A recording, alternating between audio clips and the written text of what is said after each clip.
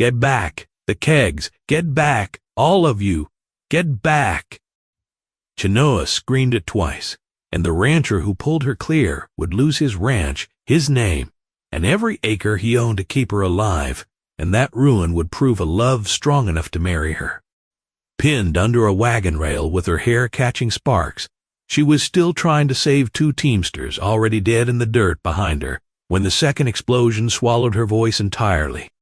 Before it was over, Silas Bell's herd, his good name in town, the bank's patience, the quiet peace of 40 acres he'd built alone, all of it would be traded without complaint for a woman he'd known less than an hour, and repaid in the end by an entire Chiricahua band who came to make sure the debt ran both ways.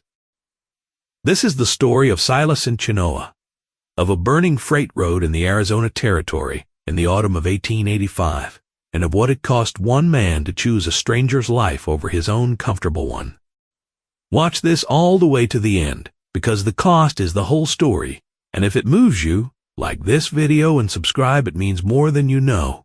Now let's go back to where the smoke first rose over the ridge.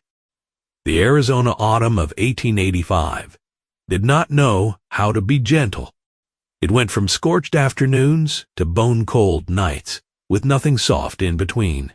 And the freight road cutting along the base of the Dragoon foothills was the kind of country that made a man's shadow look small even at noon, dwarfed by rust-colored rock and a sky that seemed to be arguing with itself about whether to rain. Silas Bell had ridden that road 100 times without paying it much mind. 31 years old, built long and lean the way men get who work cattle instead of a desk. Sun-brown forearms, a face that hadn't yet earned the lines that come later, a face people trusted before he'd said a word. He kept to himself, though not out of unfriendliness. He tipped his hat to the stage drivers and traded fair prices with the freighters who passed his gate. It was only that the ranch he'd built from nothing, after his father's debt swallowed the family spread back in Texas, needed every hour he could give it, and there wasn't much left over for anything else. He had 40 head of good breeding stock, a spring that never ran dry even in the driest August, a 2-room house he'd built with his own hands, and a barn he was prouder of than the house. He carried a note at the Territorial Bank in Willcox, 3 years from paid off if the weather held and the buyers stayed steady. That was the whole of Silas Bell's world, and until that particular evening in October, it had been enough. He smelled the smoke before he saw it, and from 2 ridges away he knew it was wrong. Wood smoke off a cook. Fire climbs thin and pale, drifting like it has somewhere better to be. This climbed thick and black and stayed low, hugging the wash the way a fire does when it has caught canvas and pitch and has no intention of letting go. Silas put his heels into tick, his done gelding, before he'd fully decided to, and the horse was already moving, ears pinned forward, reading the wrongness in the air the same way his rider was. They came over the last rise at a hard lope, and Silas hauled up so fast, Tick nearly sat down under him. Below where the freight road narrowed between 2 shoulders of red rock, a wagon lay on its side, fully involved, canvas gone to black ash and curling sideboards, the whole frame lit orange against the coming dusk. 2 draft mules lay dead in their traces. 2 men in canvas teamsters' coats sprawled in the dirt near the wheel ruts, not moving, never going to move again. Boot tracks and unshod hoof prints cut north into the rocks, fresh enough the edges hadn't crumbled yet, raiders gone maybe 20 minutes. Silas scanned the wash for movement and nearly missed her, bolted low against the one wheel the fire hadn't yet reached, knees drawn to her chest, one arm clamped hard against her side. That was when she screamed the warning about the kegs. Not for herself.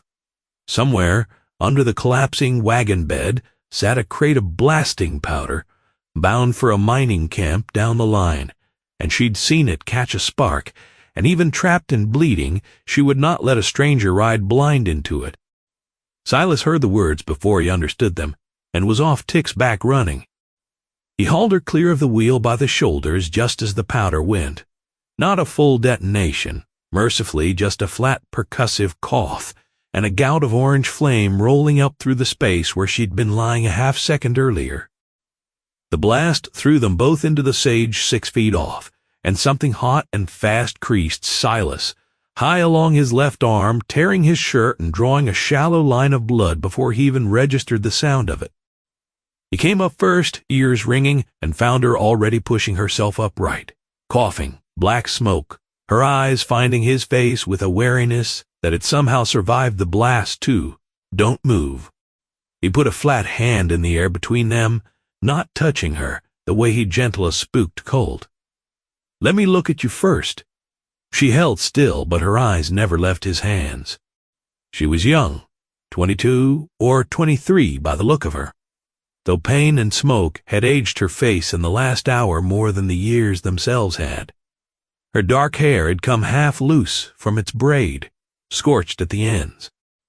A fringed dewskin dress, beaded at the collar in a careful pattern of turquoise and white, was torn and soot-streaked down one side where blood had gone black against the leather. A long gash opened along her ribs, deep enough to worry him. Apache, he understood at once. Chiricahua, by the beadwork, and in more pain than her face wanted to admit. "I'm not going to hurt you." Low and even. The voice he used on spooked stock. "The men who did this are gone north. You're safe, right now, this second. But that bleeding needs stopping." She studied him, his hands, the rifle still 20 feet off in the saddle scabbard, his face, measuring him the careful way a person measures a stranger, when getting it wrong could cost a life. Whatever she found tipped some scale because she gave the smallest nod and let him press his neckerchief hard against the wound. Silas Bell. He worked quick, eyes on the wound and not her face, giving her that much privacy. "Got a place a few miles south. Clean water, dry roof. This needs more than a neckerchief." For a moment he thought she wouldn't answer at all. Then, in English careful and deliberate, clearly not her first tongue, but sure of itself all the same, "Chenoa." He got the shape of the name right the second time. That's a good name. It means wind. Pride threaded through the pain in her voice. "My grandmother named me. According to her, I came into the world already moving." He got her up onto tick in front of him, gentle as the terrain allowed, and led the horse home at a walk so the jostling wouldn't tear the wound wider. Neither spoke the 3 miles back, but her spine went rigid at every owl's cry or snapping branch in the dark, cataloging each sound as a possible threat, refusing to let her guard down even half-conscious in a stranger's arms exactly what he would have done in her place. At the ranch he sat her on the porch step, brought clean rags, the carbolic tin from the kitchen shelf and a lantern, and cleaned and stitched the wound himself by that thin yellow light, hands steadier than his racing thoughts. She watched every motion with the same wary focus but never flinched, though the muscle at her temple jumped once when the needle went in. He kept up a low, steady stream of nothing in particular while he worked, the name of the creek, how many head he ran, why the barn roof pitched steeper than the house, the same idle talk he'd used gentling a green colt through its first saddle, and somewhere in the middle of it he realized her shoulders had come down half an inch from where they'd started. "You've done this before." Not quite a question.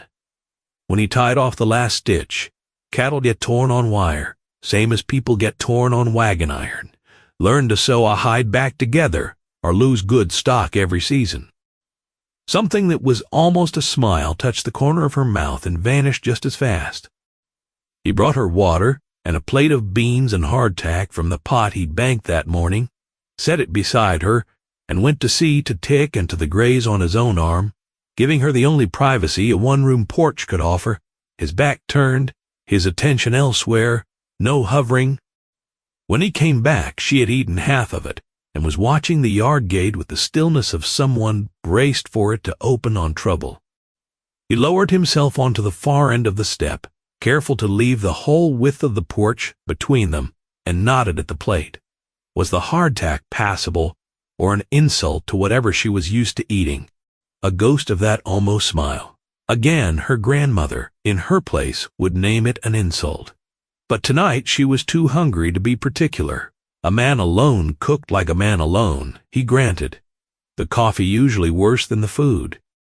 When he brought her a cup a few minutes later, black and too strong, she drank it anyway without a word of complaint, proof of something about her that her wariness hadn't shown yet, that she'd take a stranger's poor coffee before she'd wound his pride over it, even half dead, and among people not her own. Small kindness for small kindness, traded quiet as breathing, before either of them had any reason yet to trust the other with anything larger. They will come back. Quiet. Not a question. Maybe. A man didn't burn a wagon and leave a witness by accident. The question was whether they thought her worth the trouble of finding. The wariness in her dark eyes shifted into something closer to calculation. He didn't know who they were. True enough, but he knew the kind. Freight raiders working this stretch usually rode for somebody with a manifest and a reason, and that powder hadn't been random cargo. Somebody had wanted that wagon stopped badly enough to kill for it. A long, quiet moment passed, and her voice, when it came again, had gone careful, testing each word before releasing it. Her uncle and she had been escorting a shipment south, trade goods, and something else. Her grandmother's remains, going home to be buried where she was born, in the Chiricahua country near the Dragoons. She had promised that before the old woman died, and she would not let it go even when the fire came. That was why she hadn't run when she still could have. Silas turned that over in silence for a while. A woman who'd stayed inside a burning wagon rather than abandon her grandmother's bones had revealed more in one sentence than an hour of careful talk would have managed. Her uncle, one of the two men back at the wagon, her chin lifted a fraction, steadying against grief the way a person does who has had practice at it. Yes, I'm sorry. Plainly, without decoration, he would have wanted her to finish what they'd started. That was what she intended to do as soon as she was able. That was the first night Silas understood the woman he'd pulled from the fire was not someone he would tend and forget. She carried a purpose that predated him and would outlast whatever debt she felt she owed him, and there was a clean, unbending strength in that he respected more than he could easily have explained. He gave her the spare room off the kitchen, a room built for a hired hand he'd never gotten around to taking on, and hung a fresh latch on the inside of the door with his own hands before showing her in, so she'd know the choice to lock it belonged to her alone. He brought meals and left them without lingering, asking nothing beyond what she volunteered on her own. By the third morning she was up before him, standing at the eastern window, facing the sunrise in a stillness that had its own shape and rhythm, unexplained and unquestioned. By the fifth day, she was changing her own dressing, her face set with the same quiet concentration she brought to everything. By the end of the first week she had found the yerba del manso growing along his creek bed and made a poultice from it that closed the wound cleaner and faster than his carbolic ever had. Where'd you learn that? Watching her grind the leaves in a stone bowl she'd found and scrubbed clean without asking anyone. Her grandmother had kept the plant knowledge for their band. The land gives you medicine if you know how to ask it properly, and most people never learn to ask. Chenoa glanced up at him, something sharp and amused in her dark eyes. How long had he lived on this creek? 4 years, and he hadn't known the manzo was here. No, you were not looking. She went back to her grinding, and he had no answer for that because it was true, and he found he didn't mind being caught out by her the way he'd have minded it from anyone else. They fell, without either quite deciding to, into a shared rhythm. She swept the porch and drew water from the well before he was even out of the barn, unprompted, because idle hands were the fastest road back into grief, and she'd buried enough grief this season already to know that road well. He recognized the instinct because he lived by the same one. They ate supper most evenings with the lamp turned low between them, sometimes talking and sometimes not. and Silas came to understand her silences weren't loneliness. They were a kind of company all their own, the way a good horse's quiet presence in a stall is company, even in total silence. The meals themselves became their own small ritual. She had never cared for beans cooked the way he cooked them. Too soft. No bite left in them, she informed him flatly one evening. And the next morning she showed him her own way with the pot, a pinch of dried chile, and less water, and a longer, slower simmer, and bias. Standing close enough at his elbow at the stove that he lost track twice at what his hands were doing, he ate that batch with a full mouth and a rueful look, his own cooking suddenly an embarrassment by comparison. She only handed him another spoon and let the matter rest satisfied. In turn, he taught her to read the brand book he kept for the county roundup, tracing the shapes with a blunt pencil at the kitchen table, and she taught him 3 words of her own language, one for rain, one for horse, one for home, sounding them out for him patiently a second and third time when his tongue caught wrong on the vowels, laughing outright. Once at a particularly bad attempt, a sound he found he would have burned a week's firewood to hear again. Some evenings she gave him pieces of herself, in small increments, the way a person offers information when she has learned that revealing too much at once is its own kind of danger. The Sacramento foothills where her band wintered, the particular blue the mountains turned an hour before full dark, her grandmother's place as keeper of the healing songs, sung only when the need was real and the words were earned. Once she spoke of a betrothal her family had arranged 2 winters back, to a man from a neighboring band. A match dissolved when a raid took his life before the wedding could be held. She had grieved him honestly, by her own account, but had also felt something like relief in some private corner of herself. She did not confess easily at not having to marry a stranger chosen for her, rather than one she'd have chosen herself. Silas took in all of it, without interrupting, the way she listened to him, and neither rushed to fill the quiet that followed. One evening when the second week was closing, she asked him plainly why a man his age worked 40 acres, alone, with no wife, no family, no hired hand, the direct way she had of asking things other people tiptoed around.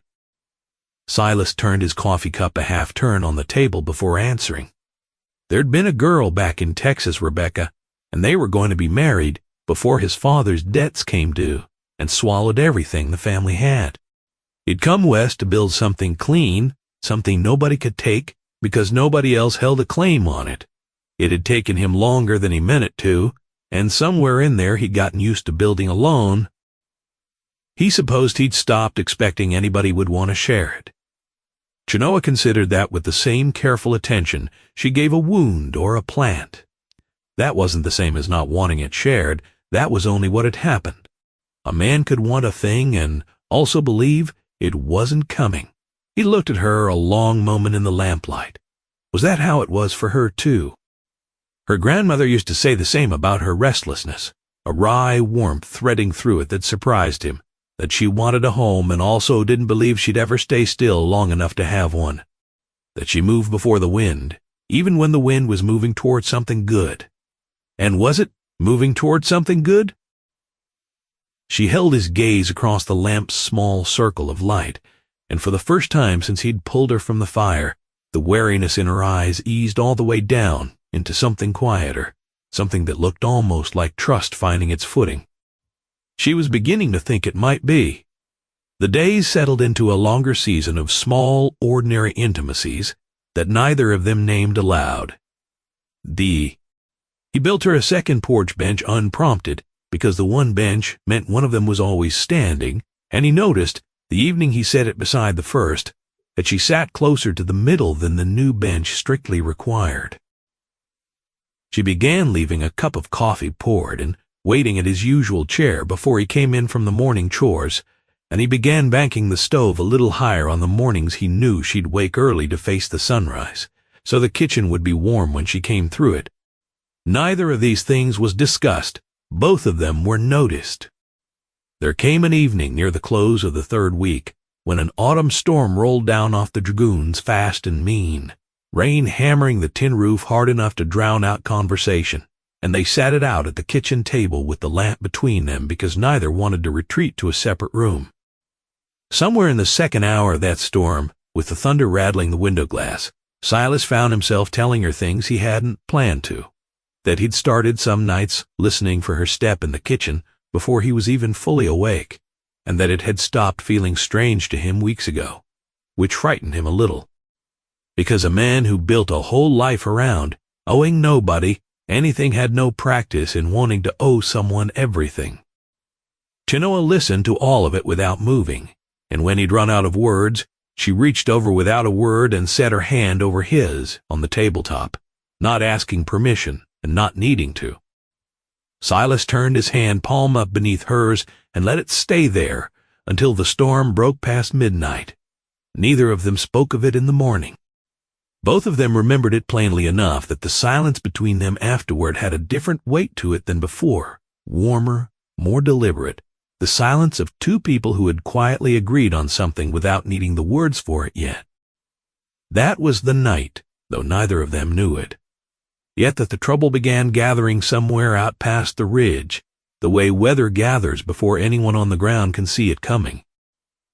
Silas rode into Willcox 2 days later, for flour, lamp oil, and a payment against his note, and heard the first of it standing at the mercantile counter. 3 riders had come through the day before, asking after a young Apache woman from a burned freight wagon on the Dragoon Road. They'd shown the counterman a description and a name. Wexler they'd claimed a ride for, and offered money for information. Hobbs, the counterman, a decent sort who'd known Silas 5 years. Passed it along the way a man shares useful gossip rather than a warning, but Silas heard the warning in it plain enough. Wexler? Silas turned the name over. The mining outfit? Same one, Hobbs confirmed. Word was that wagon carried more than trade goods, and a coffin. A survey report, too, claims paperwork on Chiricahua land the company had been trying to get its hands on quiet-like for 2 years running. If the girl had seen the raid, seen who did it, she was the last loose thread the company couldn't afford left hanging. Silas rode home faster than the flour and lamp oil strictly required, his mind already working the problem the way he'd work a fence line with a bad post. Walk it, find the weak point, brace it before it goes. He laid it out for her plainly, that evening the way he'd have wanted to be told himself. She took it in without flinching, her face going very still. Wexler. She knew that name.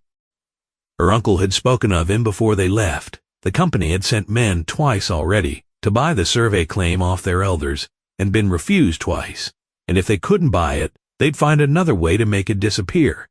Was that the paper that burned with the wagon? There'd been a copy, working it through slowly. Her uncle had kept a second copy sewn into the lining of his coat in case of exactly this. If it had survived the fire, then you're not just a witness to them. You're the only living person who might know where it is. She looked at him steadily. Then she had made his ranch a very dangerous place to give shelter. He hadn't asked her permission to matter to him. He was telling her what was coming so they could face it with their eyes open, together. Something shifted in her expression. Not quite fear and not quite gratitude, closer to the recalibration of a person realizing a stranger had quietly become something else. Then they should be ready. They were ready within the week, though the readying cost, Silas more than either said aloud at the time, it started small. He rode into town to have his rifle resighted, and while the gunsmith worked, he crossed to the feed store to settle his account, only to find the clerk suddenly very interested in a stack of receipts, unable to meet his eyes, mumbling something about the owner needing to review standing orders before he could commit to next month's corn. Silas said he'd wait. The owner never came out from the back room the whole 20 minutes he stood there, and he understood then, plain as a brand on a hide, that word had traveled faster than he had. It got worse on the ride to the stockyard office. Ordway, who'd bought Silas's spring calves 3 years running and shaken his hand on the deal every time, met him at the gate rather than let him inside, twisting his hat in his hands and talking mostly to the middle distance. He'd heard the Apache woman from the burned wagon was staying out at Silas's place. He'd heard, too, that a mining company with lawyers in Tucson was asking after anyone doing business with the rancher sheltering her. Ordway had a family and contracts with that company's freight line besides, and he was sorry, genuinely sorry. Silas could see that much was true, but he'd have to let this season's standing order lapse. Silas didn't argue. There wasn't an argument that fixed a scared man's math. He rode home with 2 canceled contracts in his pocket instead of the season's advance he'd come for, and a feed bill still owing, and said nothing of either to Chenoa that night, because there was nothing to be gained yet by handing her a weight that was his alone to carry. She found out anyway, the way people always find out the things you try gently to spare them. She came upon him at the ledger a few nights later, the ranch account spread across the table, his jaw tight in a way she learned by then meant trouble he wasn't saying aloud. They had stopped buying his cattle. Not a question. He closed the ledger. Didn't change anything. It changed the note at his bank. She'd watched him work those figures 3 nights running. Don't tell her it changed nothing. He looked at her a long moment and decided the honest answer was the only one that respected her. It cost him something. He wouldn't pretend otherwise, since she'd see through the pretending anyhow. But she wasn't a debt he was keeping a ledger on. Some things weren't for sale, and he wasn't handing her back to a company that burned wagons and murdered teamsters over a survey claim not for every steer in the territory. She was quiet a long moment, her dark eyes bright in the lamplight. In her whole life, she said finally, no one outside her own family had ever chosen to lose something for her sake and called it nothing. He wasn't calling it nothing. He was calling it worth it. The bank came calling before the mining company's men did, which surprised neither of them once they'd had a day to think it through. A rider brought a letter from the loan officer, polite in its wording and merciless in its meaning. With 2 major buyers withdrawn, the bank was calling for an accelerated payment against Silas's note, due inside 30 days, or the ranch itself would stand forfeit. Silas read it twice at the kitchen table, his face giving nothing away, then set it down and went out to check the water trough, because there were chores to do, regardless of what a piece of paper said, and a man who stopped working over bad news let the bad news win twice. 2 days later, he rode into Willcox to see the loan officer in person, hoping a face across a desk might buy him room the letter hadn't. It didn't. Mr. Aldous Pruitt was a thin, careful man who kept the note itself squared on the blotter between them, like evidence, and he laid out the bank's position without much apparent enjoyment of it. The 2 withdrawn buyer contracts had cut Silas's projected income against the note by nearly half. The bank's own examiners were due through the territory inside the month, and a note that looked shaky on the books when the examiners came was a note the bank couldn't afford to be caught holding. It was business, Pruitt said, nothing personal in it, and he'd known Silas long enough to regret the timing of it. 30 days. The full accelerated balance, or the bank, would be forced to foreclose and sell the property to satisfy the note.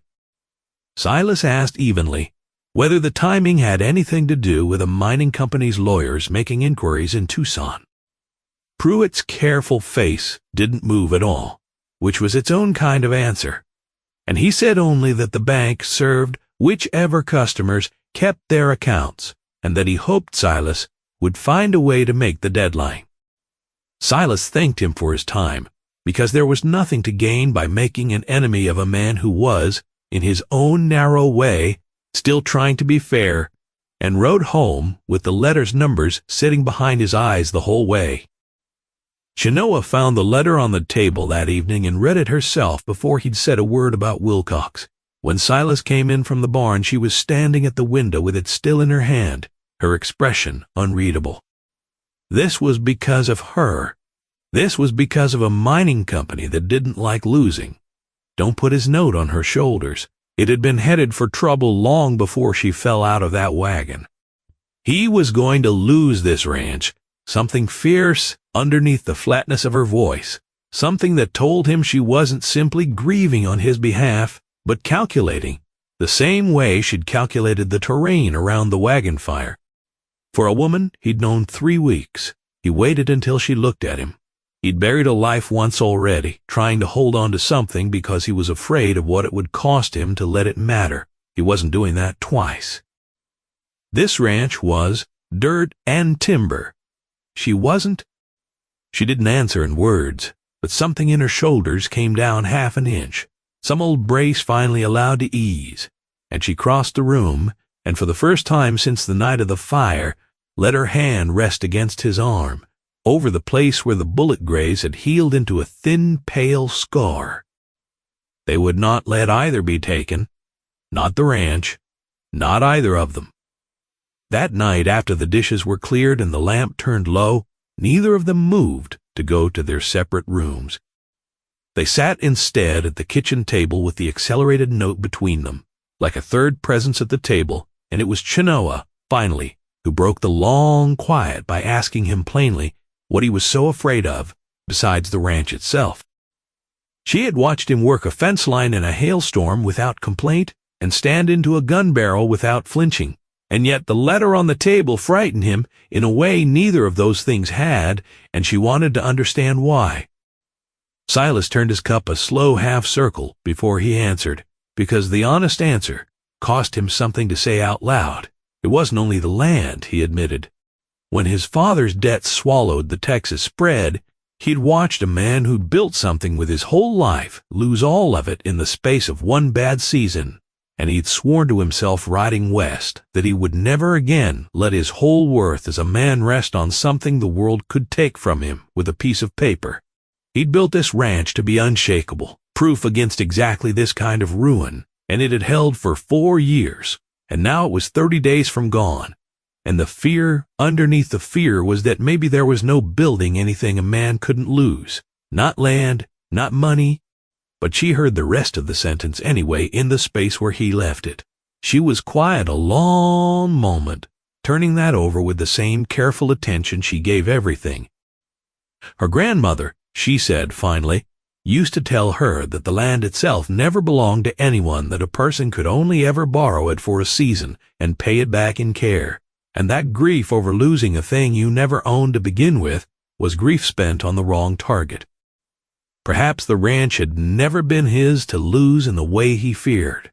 Perhaps only the care he'd put into it was truly his, and that traveled with a man wherever he went, the way her grandmother's medicine songs had traveled 200 miles inside her own memory when everything else her grandmother owned had burned on a freight road. If the bank took the fences and the barn, it would not take the 4 years of knowing how to build them, and it would not take whatever this was, between the two of them, growing at the same table where the note now sat. He looked at her a long time in the low lamplight and told her plainly that he had not said aloud yet what he suspected she already knew, that somewhere in the last month, without deciding to, he had stopped being able to picture finishing this fight, or any fight after it, without her standing beside him for the rest of it. He wasn't asking anything of her by saying it. He only wanted it said once. Honestly, before 30 days ran out, and either took his ranch or didn't. Chenoa reached across the table and covered his hand with hers, and said only that she had known it for longer than he had, and had been waiting, patiently, for him to catch up to what she already understood about her own heart. Whatever 30 days brought, she intended to still be sitting at this table when it was over. The Wexler riders came 11 nights later in the deep dark, after moonset, and Chenoa heard them first. She had taken to sleeping light since the fire, a habit Silas understood without needing it explained, and it was her hand on his shoulder that woke him, not the horses. 4 riders. A whisper, coming slow, from the North Wash. That was how men moved when they expected to find someone watching for them. They had spent the better part of the preceding week readying exactly this. Chenoa had walked the ground around the ranch every morning under cover of drawing water, and she knew it now better than Silas did after 4 years of living on it, where the old adobe stock shed would block a rider's line of sight from the wash, where the ground turned soft and alkaline in the low draw east of the barn and would slow a horse to a crawl, where a man crouched at the well housing could watch the whole yard without being seen against the dark rock behind him. She laid it out for him in the dirt of the kitchen floor with a stick, voice low and even, and he found himself, in the middle of the worst night of the whole affair, feeling something that was unmistakably pride. Silas took the well housing with his rifle, the stone at his back. Chenoa took the low draw with a scattergun he'd taught her to load and hadn't. In the end, needed to teach her to aim. She'd grown up in a band that didn't raise its daughters ignorant of how to defend themselves. And she handled the weapon with a steadiness that told him everything he needed to know about what her people had already survived before this one bad night. The lead rider called out from the yard gate, a heavy man in a long coat despite the warm night, his voice carrying the particular confidence of a man used to being obeyed. They knew Bell had the Apache woman. The company wasn't looking to make trouble with him personal. Hand her over and whatever paper she had hidden, and they'd ride out peaceable. She's not property to hand over. Silas called it back from the shadow of the well housing, keeping his voice level though his heart was going hard against his ribs. And there was no paper here that concerned the company's business. Ride out the way they'd come. Heard he'd taken a bullet pulling her out of that wagon, the heavy man called. A man did something like that usually, because he'd already decided he'd die over it. Was that true, Bell? About to find out. And that was when the flanking rider broke hard toward the barn, exactly where the heavy man expected Silas to be standing guard, and exactly where Silas was not. The shot came from the low draw to the east. Chenoa had gone to her position through the sewing room window 10 minutes before, silent enough that even Silas, listening for it, nearly missed the sound. She put a round into the dirt 6 feet ahead of the flanking rider's horse, not aiming to kill, aiming to turn the animal, and the horse screamed and reared and sent its rider fighting for his seat instead of his gun, exactly as she'd meant. The heavy man swung his mount toward the muzzle flash in the draw and fired twice, and Silas came off the well housing at a dead run to put himself between that gun and the woman he loved before the thought had even finished forming clearly in his mind. The first shot passed somewhere close enough to hear. The second caught him high along the same shoulder that already carried the old scar from the wagon fire, spinning him half around and dropping him to one knee, but he came back up with the rifle still in his hands and put a round into the ground beneath the heavy man's horse, close enough to throw grit across its legs. The animal bolted sideways in a panic, and the heavy man went with it, hauling hard at the reins, cursing. And the remaining 2 riders, seeing their lead rider in retreat and a scattergun still tracking them from the draw, didn't linger to argue the point. All 4 were gone, north into the dark inside 2 minutes, and the yard went suddenly, ringingly quiet, except for Silas's own ragged breathing and the diminishing hoofbeats. He sat down hard in the dirt because his legs had simply stopped being interested in holding him up. Chenoa was at his side inside a minute, having crossed the draw and the yard at a dead run, her hands finding the wound at his shoulder with the same steady economy she'd brought to her own wound the night they met. Through. After a moment, that felt much longer than a moment. Clean through, high, missed the bone. Told you, good kind. She made a sound that was half a laugh and half something raw, got an arm under him and hauled him up with a strength that surprised him even after 3 weeks of watching her haul water and split kindling without complaint. She worked on the wound at the kitchen table by lamplight for the better part of an hour, her focus absolute, no wasted motion, no theater in it at all. And Silas sat through the worst of it without more than a tightened jaw, because he'd learned by then that Chenoa didn't want to be thanked for competence, only trusted with it. When the packing was done and the whiskey poured unasked, the same way he'd once brought her water unprompted, She sat across the table and looked at him for a long moment in the low light. He'd walked into open ground with a gun aimed at him. Between the man and her wasn't much of a decision. Barely felt like one at all. No one had ever done that for her, very quietly. Not since her uncle, and he was gone now. In all her life, no man outside her own blood had ever stood between her and a bullet and called it nothing. He'd told her before, wasn't nothing, was worth it. She reached across the table and took his hand. The first time she'd done so without some wound or crisis prompting it, simply because she wanted to, and the lamp burned low and steady between them, while outside the coyotes started up the way they always did past midnight. Dodden indifferent to the two people, who had just decided something neither said aloud, yet, but both understood plainly. The riders did not come back that week or the next, but the mining company's reach was longer than 4 hired guns, and the true cost of the whole affair came due not in gunfire but in paperwork.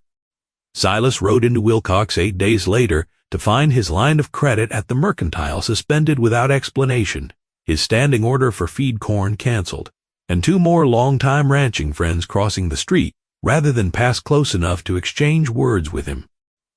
The worst of it came outside the feed store, where a knot of men he'd known for years stood talking low until he came within earshot, then went quiet, the particular way men go quiet when the subject of their talk has just walked up on them.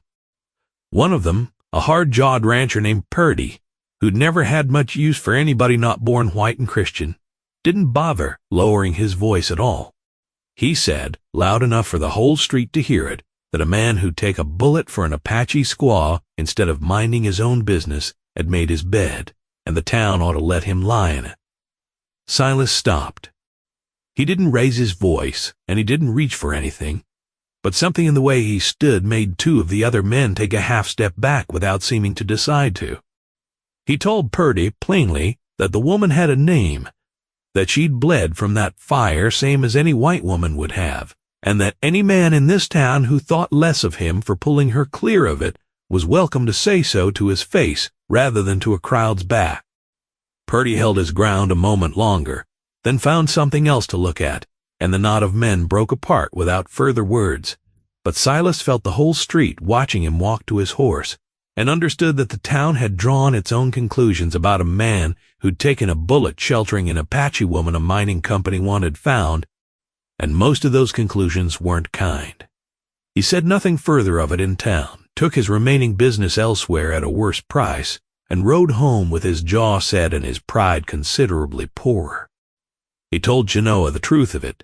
That evening, the credit, the canceled order, Purdy's words on the street, all of it, because he'd decided somewhere in the last month that truth between them wasn't negotiable, however much it cost his dignity to hand over. They would not do business with him now. Some wouldn't. For now, he shrugged out of his coat and hung it on the peg by the door, working to keep his voice even. It would turn. Towns forget faster than they remember once there's nothing new to talk about, and if it didn't turn, then he'd sell to buyers 2 counties over and haul the extra distance.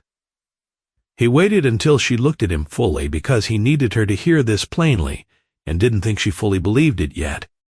He would rather lose every buyer in Willcox and every dollar of credit at that bank than spend one more day of his life without her in that house. That wasn't a kindness he was doing her. That was just the plain truth of what he wanted. She studied his face a long moment, and whatever she was looking for, she seemed at last to find it fully, without reservation. She would stop apologizing for the cost, and start helping him pay it. She was as good as her word. Within days, she had identified 3 separate stands of desert plants along the creek and the low hills, the manso, a stand of prickly pear whose fruit she showed him how to render into a syrup, the mercantile in the next county over would buy at a fair price, and a patch of wild tobacco her grandmother had taught her to cure a particular way that fetched twice what the raw leaf would. It wasn't enough by itself to replace 2 canceled cattle contracts, but it was proof, plain and physical, that she was not a burden laid onto his ledger, but a partner adding her own weight to the other side of the scale, and Silas found that mattered to him more than the money itself did. She did more than the harvest in those weeks. She rode with him twice to check the far fence line, keeping pace on a borrowed mare, with an ease that told him she'd been riding since before she could properly walk. And she pointed out on the second of those rides a stretch of ground where the grama grass had been cropped low and a game trail crossed the fence unnoticed. Deer moving through a gap he'd meant to mend for 2 years and never had. He mended it that same afternoon, with her handing him wire and holding the post steady, and standing back afterward to look at the fresh-strung fence. He told her plainly that the ranch had more eyes on it now than it had ever had with just him alone, and she'd told him just as plainly that a ranch watched by only one person was a ranch that was always half blind. And he had laughed out loud in a way he could not remember doing in longer than he wanted to admit. The bank's 30 days came and went in a blur of hard work and harder arithmetic, and on the 29th day, Silas rode into Willcox with every dollar he could scrape together, a sum that fell short of the accelerated note by an amount that would have sunk most men's hope entirely. He stood in the loan officer's office, prepared to hear the worst hat in his hands, braced the way he'd braced for the mining company's riders, ready to lose the ground under his own house, rather than the woman standing on it with him. What he hadn't accounted for, what neither of them could have accounted for, was Chenoa's people. Her uncle's death, the destruction of the wagon, and the theft of the survey papers had not gone unnoticed by the Chiricahua band, whose land the mining company had spent 2 years trying to quietly steal out from under. Ward travels along trade routes and family lines faster than any company man expects, and by the time Silas stood in that loan officer's office, a delegation from Chenoa's band, led by her cousin, a broad-shouldered, careful-eyed man named Delgadito, had already ridden 2 days to reach Willcox. They carried with them the second copy of the survey document, quietly recovered from her uncle's coat at the burned wagon site days before, and a formal demand, backed by 3 neighboring bands and a territorial Indian agent sympathetic to their claim that the mining company answer for the murder of 2 teamsters and the attempted theft of tribal land. The company folded faster than anyone expected once its own crime lay plainly in front of a federal agent with witnesses standing behind it. Wexler himself did not stay in the territory long enough to face formal charges, but the claims he had tried to steal reverted cleanly to the band. The raiders scattered and were never again seen on that stretch of road, and, in a gesture that took Silas entirely by surprise, Delgadito rode out personally to the Bell Ranch to settle what he called a debt of blood. He had stood over Delgadito's cousin with his own body, between her and a gun standing in Silas's yard with the same level dark eyes Chenoa had. He had lost his buyers and his good name in that town for the sake of a woman, not his own people. The band did not forget a debt like that. He left behind him that day an arrangement that solved in an afternoon what months of Silas's own hard work could not have solved alone. A standing trade agreement between the band and the ranch, hides and dried goods and the desert harvest, Chenoa had already begun cultivating. Routed through buyers, 2 counties over who owed the band favors going back a generation, at prices that made Silas's ledger whole, again within a single season. It was not charity, and Chenoa was insistent on that point, and so was Delgadito. It was payment, plain and fair, for a man who had chosen to lose something rather than let a woman he loved be taken, and her people intended that such a choice should never cost a man everything he had.